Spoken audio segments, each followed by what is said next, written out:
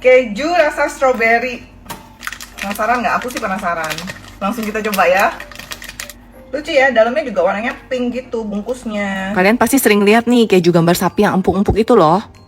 Warnanya sih biasa ya, warna keju biasa, nggak warna pink. Tapi harumnya harum strawberry, bener. Makin penasaran, langsung.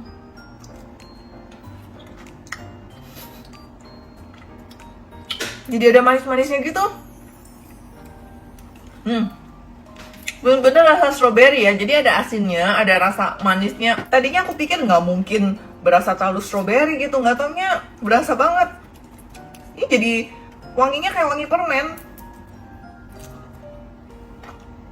Tapi teksturnya masih yang keju, masih ada rasa kejunya. Jadi kayak agak yogurt sedikit, tapi tetap keju, enak sih.